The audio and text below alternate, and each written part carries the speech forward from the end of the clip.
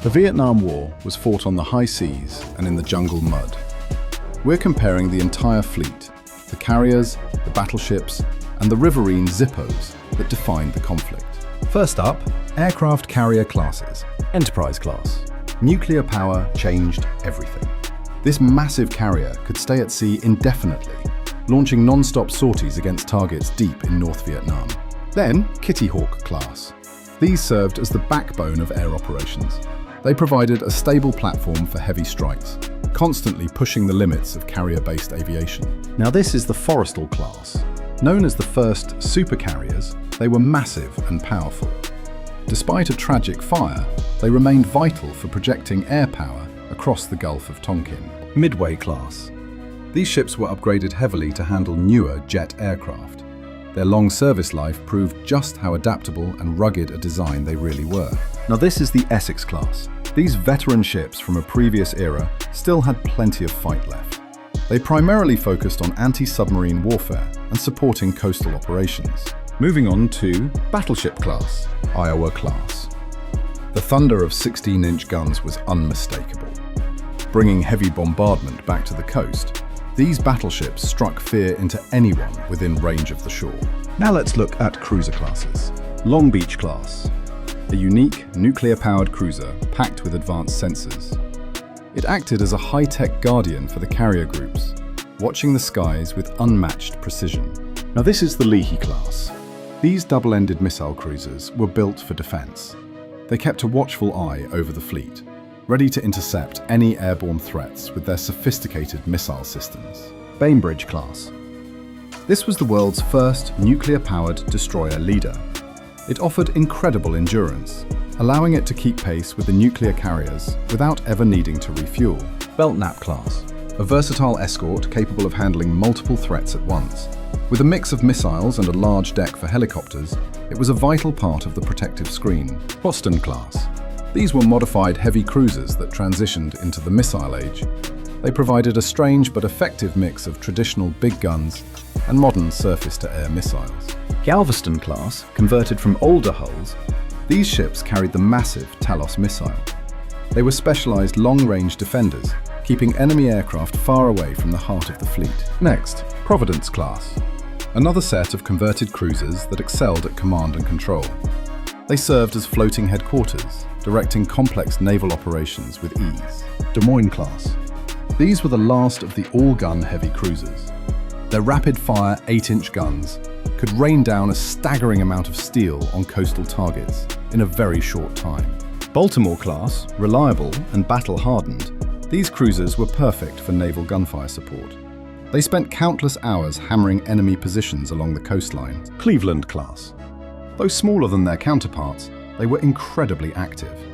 Their fast-firing 6-inch guns made them a favorite for supporting troops on the ground. Continuing with destroyer and destroyer escort classes. Charles F. Adams class. These were the first destroyers designed from the ground up to carry guided missiles. They were sleek, fast, and highly capable in the air defense role. Then, Forrest Sherman class, the last of the gun destroyers. They were built for speed and agility.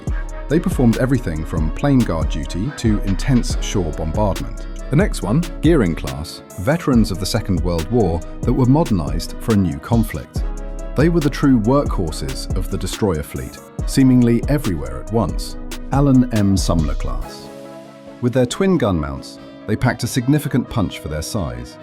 They were essential for patrolling the waters and screening the larger ships. Fletcher class. These legendary ships were still going strong. Even in a new era of warfare, their reliable design and heavy gun armament remained useful for coastal missions. Farragut class. Designed as large destroyer leaders, they focused on protecting carriers from air attacks. Their powerful radars and missiles were a critical layer of defense. Mitchell class. These were experimental and massive for their time. While few in number, they tested new technologies that would define the future of naval escort ships. Garcia class. These frigates were built with a focus on hunting submarines. Their quiet engines and advanced sonar made them a hidden threat beneath the waves. Brooke class. A specialized design that combined anti-submarine capabilities with guided missiles. They offered a balanced defense for smaller convoys and task groups. Up next, Knox class. These ships featured a distinctive large bow sonar. They were dedicated escorts, built to endure the rough seas while keeping a sharp lookout for enemy subs. Ely class, small and agile. These were the first post-war ocean escorts. They were simple but effective, providing much-needed protection for slower support vessels. Next, Claude Jones class. Designed for easy mass production, they were straightforward and reliable. They handled the essential but unglamorous tasks of patrolling and escorting. Next up, amphibious warfare classes. Iwo Jima class. These were the first ships built specifically to carry helicopters for amphibious assaults. They changed the way the Marines landed, moving from the sea to the sky. Then, Raleigh class, an early type of amphibious transport dock. They could carry troops, equipment, and landing craft all in one versatile hull, simplifying complex landings. Austin class, an evolution in amphibious warfare, featuring a large docking well. This allowed them to launch landing craft directly from the sea, speeding up the transition to land. Homerton class. These dock landing ships were essential for moving heavy equipment. They could flood their internal decks to let landing craft float right out the back. Anchorage class. Larger and more capable than their predecessors, they improved the efficiency of amphibious groups. They were vital for getting tanks and trucks onto the beach. Now this is the Terrebonne Parish class. These classic tank landing ships could drive right onto the shore. They were the primary means of delivering heavy armor directly to the front lines. DeSoto County class, a refined version of the tank landing ship, offering better speed and capacity. They were crucial for maintaining the flow of supplies during coastal operations. The next one, Newport class. These featured a unique bow ramp design to allow for higher speeds. They were a radical departure from tradition, getting troops to the beach faster than ever before. Next, Paul Revere class. Converted from commercial hulls, these transports carried large numbers of troops in relative comfort. They were the main buses for moving infantry across the Pacific. Let's move on to submarine classes. Lafayette class. These nuclear-powered giants carried ballistic missiles beneath the waves. They stayed hidden in the deep, providing a silent and powerful deterrent throughout the conflict. Then, Sturgeon class. These were the ultimate submarine hunters of their time. Fast, quiet, and incredibly well-armed. They prowled the depths, looking for any sign of trouble. Next, Permit class. A revolutionary design that focused on deep diving and silent running. They set the standard for modern attack submarines with their advanced sonar and weapons. Up next, Skipjack class. The first to combine nuclear power with a high-speed teardrop hull. They were incredibly fast underwater, outperforming almost anything else in the sea. Gatto class. These were elderly veterans of the Second World War. While dated, they were used for specialized missions and training during the early years of the war. Allow class. Another group of aging warriors that still found work. They were rugged and dependable, serving in secondary roles as the fleet transitioned to nuclear power.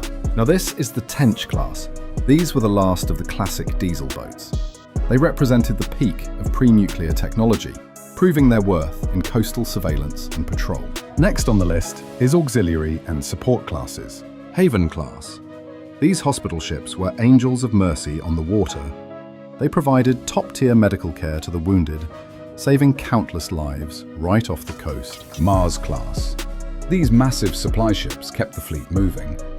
They could transfer everything from food to fuel while moving at high speeds in the middle of the ocean. Sacramento class. These were the largest combat support ships ever built. They combined the roles of a tanker and a supply ship, acting as a one-stop shop for the task force. Then, Suribachi class. Specialized in carrying ammunition, these ships were vital for keeping the guns firing. They handled dangerous cargo with precision under difficult conditions. Nitro class. Another class of ammunition ships that ensured the fleet never ran dry. They were the literal lifeblood of the heavy hitters off the coast of Vietnam. Mispillion class. These tankers were lengthened to carry even more fuel. They were the gas stations of the sea, allowing the fleet to stay on station for months at a time. Now this is the Neosho class, modern and efficient fleet oilers. They were designed for fast replenishment, getting fuel to the carriers and destroyers as quickly as possible. Now let's look at mine warfare classes. Aggressive class. These minesweepers had wooden hulls to avoid magnetic triggers. They performed the dangerous task of clearing coastal waters so larger ships could pass safely. Acme class. Built for the delicate work of clearing mines. These ships were small but essential. They ensured that harbours and shipping lanes remained open and safe. Adjutant class. These were smaller coastal minesweepers. They worked close to the shore, meticulously searching for underwater explosives in the shallow river mouths. Falcon class. Another dedicated mine hunter designed for coastal work. Their specialized equipment was crucial for protecting the many transport ships moving through the region. To wrap things up, patrol and riverine boat classes. PBR Mark I. These PBR riverboats were fast and agile. They patrolled the narrow waterways of the Mekong Delta, engaging in fierce, close-quarters combat. The next one, PCF Mark I. These PCF swift boats were designed for coastal patrols. They were fast and heavily armed, perfect for stopping the flow of supplies to enemy forces. PCF Mark II, a more refined version of the swift boat, with better visibility and crew comfort. They spent long hours patrolling the choppy waters of the South China Sea. Asheville class. These large patrol gunboats used gas turbine engines for incredible bursts of speed. They were designed to catch anything else on the water. Nasty class. These were fast patrol boats bought from Norway. They were incredibly quick and used for covert operations and lightning-fast raids along the northern coast. Osprey class. These were experimental hydrofoil boats. They literally lifted out of the water to reach high speeds, testing new ways to dominate the coastal environment. Up next, LCM-6 Monitor. This was a heavily armoured river battleship. Based on the LCM-6 landing craft, it carried heavy guns and mortars to provide direct support in the delta. LCM-6 Zippo, a terrifying variant of the riverboat equipped with flamethrowers. It was used to clear thick brush and enemy bunkers along the muddy riverbanks.